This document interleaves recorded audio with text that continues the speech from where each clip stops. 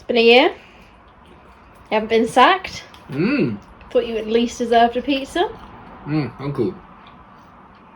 You know, I never doubted it for a second, but I think I bring a lot of marketability to Billericay.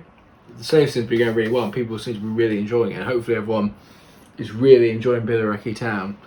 Because Abby, when I'm thirsty, I drink. Can't wait, modelling contracts, they'll all be piling in. I'll come and have your bit of pizza as well before I finish it.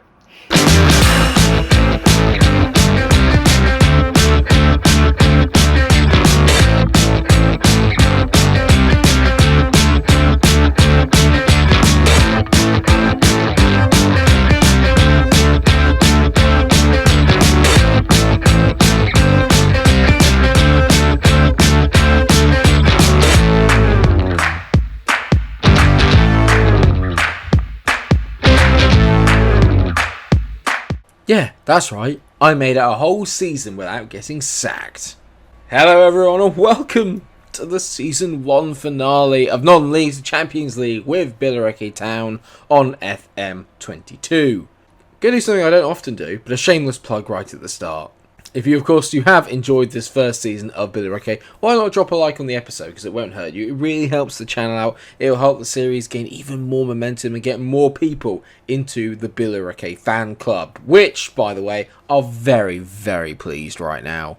Because, everybody, we've won 8 of our last 9 fixtures, and a lot of them were against big teams. The only team we dropped points against in that run was Bath, where we drew 2-2 and probably could have won, to be fair, but we've just come off the back of beating Ebbsfleet, who are going for the league title 4-1 at the New Lodge. An incredible performance since the last time we met with Chippenham and Hampton. Like I said, 4 wins, 1 draw. It's been absolutely amazing. We have secured a 9th place finish in the Vanarama National South, and part of me is just wishing I'd figured out this 4-2-4 formation before earlier on in the season, because we could genuinely be in the playoffs.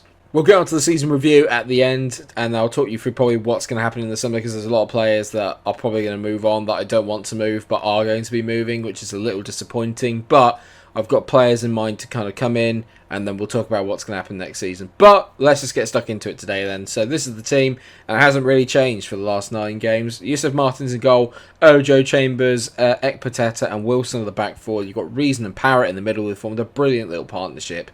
Reason's played really well as the ball-winning midfielder. He's got a little bit more to his game than Charlie Lee does. He's obviously a bit younger. He's got a little bit more talent. He's got a little bit more of an eye for a goal, as shown by the fact he's got 7 this year. Dean Parrott's kind of stepped into his own sort of little realm here, and he's showing why I wanted to get him at the start of the season. He's been absolutely brilliant for us. Sayer is on fire right now. Carvalho is the only player that's maybe letting the team down a little bit. You can tell by the form. Still playing at 6.74, but prone to... He's a man for big moments. He scores big goals in big games. But the front two are what's done it. Jay Bird coming in has been an absolute godsend. He's played at an 8.48. He's got himself 14 goals. He's nearly overtaken Ashanti. He's got 7 goals and 2 assists in his last 5 games. And Ashanti just ticks along at 1 goal a game, basically. Although he's only got 2 goals and 3 assists in his last 5. So technically not. But he's just... Between the two of them, they're amazing. They're an absolute handful. I think I've stumbled upon something very, very good here.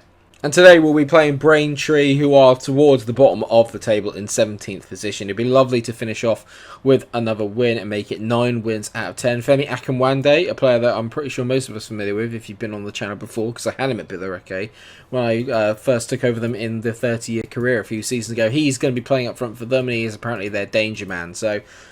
one to watch out for, but as far as I'm concerned, this is literally all about how we finish the season now. We finished it really well, and I'm very, very confident going into Season 2 that we're going to be in a very good position. As Ashanti goes over, he's chipping goalkeepers. It's 1-0 within 16 seconds.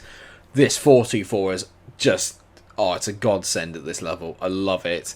It's Sayer with another assist, but Ashanti, I'm going to miss him. He's one of the players that I'm desperately trying to get back, but...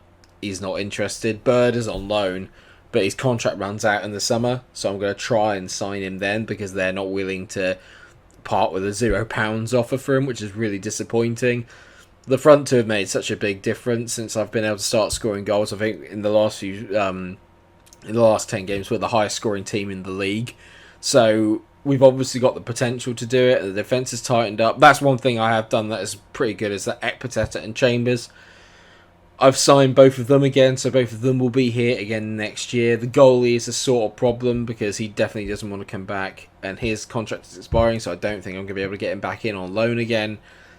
That side of things is a bit disappointing, but everything else about this last run of form towards the end of the season has been absolutely awesome. I think it's good for me as well, because it's given me a little bit of confidence in my, as they make it 1-1, brilliant. But this has been good for me because I think it's helped my own confidence a little bit, because I was wondering, especially after the trials of FM21, am I actually going to be able to do a Road to Glory? Am I actually any good at FM? Or have I completely lost it? I'm doing okay, I think would be the general gist. I'm doing alright. I'm a little bit annoyed that they've scored that goal, and it's made life a little bit more difficult than it needs to be, and there's a chance that they could potentially get another here, which would be very frustrating considering they've not really done much during this game. But then neither have we, not in all fairness, so can't have too much in the way of complaints. Johnson into Akinwande to Krasniki, who seems to be the player I really need to watch out for. As Femi Akinwande hits it just wide. Good effort, but not brilliant. It's probably been one of the calmer games. Oh, hello, I say that. There's a highlight just before half-time. Jay Bird gets on the ball. Every time he gets on the ball, I think something's going to happen. Ojo's been brilliant as well since I moved him into that left-back role. Sayer whips the ball in. Ashanti heads it just wide. Nearly brilliant from our big man up front. 1-1 at the break. Not really even, to be fair. We've probably been just around about the better team, but I'm not really too pleased with that. But I'll say keep playing the way you're having, the result will come. Again, it's Carvalho on that right-hand side that's letting me down slightly. He's a little lazy, I think would be my general description of Denilson Carvalho. He's a little lazy. He doesn't really put in the hard yards. He's a bit Salah, but without the talent, as he gets on the ball and then hits it. I say he doesn't have the talent. That's memeable. 7th goal of the season for Denilson Carvalho. Arguably one of the goals of the season as well. It's a beautiful, curving, dipping shot. And I feel incredibly foolish. Great tackle, and I just think, what are you doing? And it literally, he could not have angled it better if he tried. It's a brilliant finish. Wilson's been carrying a knot for the last few minutes or so I'm going to take him off. And Ekpiteta's going to go out to right back, and Sam Allardyce is going to come on at centre back.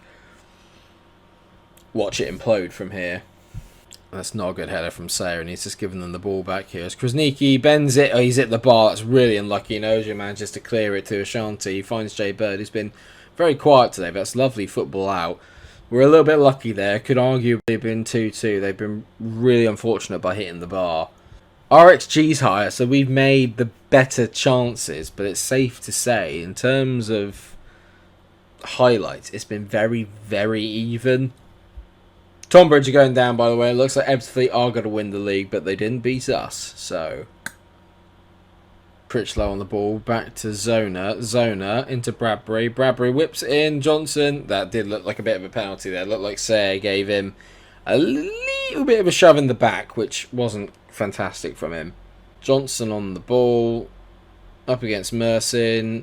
Oh, Yusuf Mersin, I'm going to miss you. He makes a brilliant save. That's the second penalty saved in a row.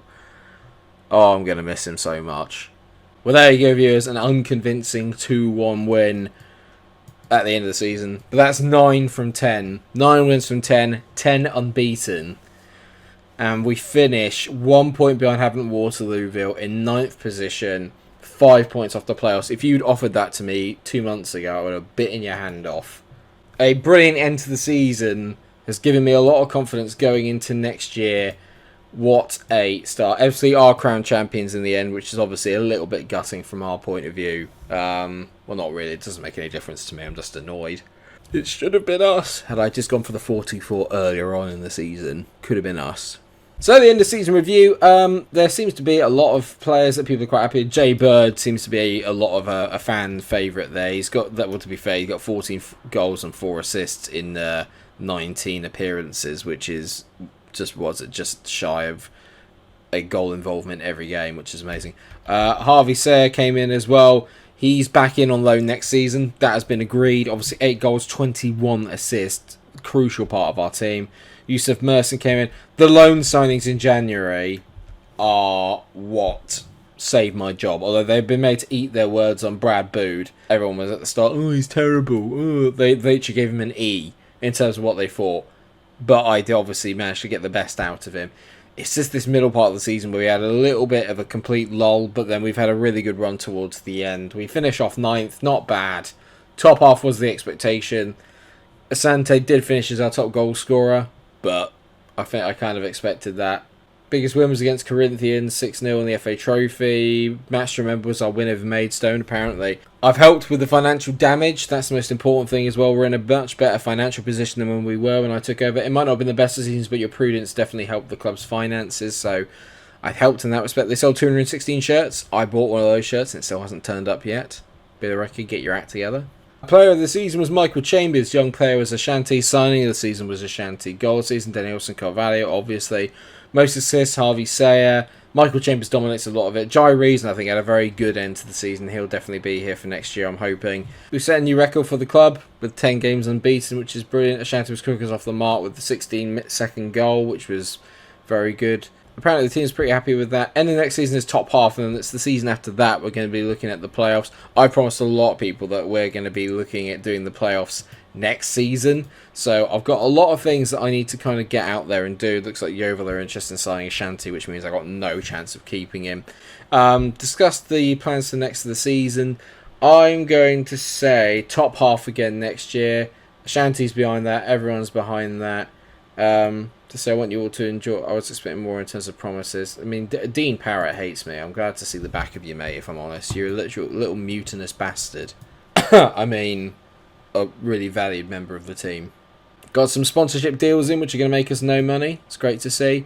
And then we've got initial wage budget of 7.25 and the transfer budget is 39.35k, which I probably won't use. But that means that the wage budget is around about what it is at now. So I've got a lot of work that needs to be done over the summer. I'm feeling very, very happy about it. I'm feeling a lot more confident. United look like they've won the Premier League, which is just beyond me. That hurts. I've also sneakily asked the board if they can get me on another coaching course for my National A licence. So let's see if they say yes. They've said no.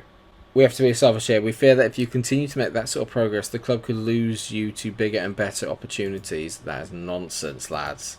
We don't believe it would be beneficial for you to undertake a course right now. Tell that to the players that are regressing. Oh, that's good news. That Ekpateta, he's going to be here for another season. Had a brilliant end to the season. Wasn't brilliant at the start, I'm not going to lie. But he has got much better and he finished off really, really well. And I think him and Chambers have formed a nice partnership there at the back. So I'm feeling pretty confident about that. Jai Reason's 32. I thought he was younger. That's... okay. Not gonna lie, I thought Jai Reason was actually a little younger than that. But I've negotiated a new signing with him anyway because I think he could be quite good. But I've managed to do a little bit of reduction in the wage budget. So there's going to be a lot of that going around, a lot of new deals, hopefully with players that aren't going to be my important players anymore. Get them to move down. There's a couple of signings there, which I won't highlight to you just in case. But what I will say is thank you very, very much, obviously, for tuning in this season. It's been absolutely brilliant. It's been one hell of a ride, and what we'll do next time out then is that I will obviously show you who kind of goes up from the playoffs and who's joining us from the Vanarama National League. All of this is very, very exciting. How are you feeling about next season? It's one hell of a finish. We had the best finish of any team in the tournament in the league.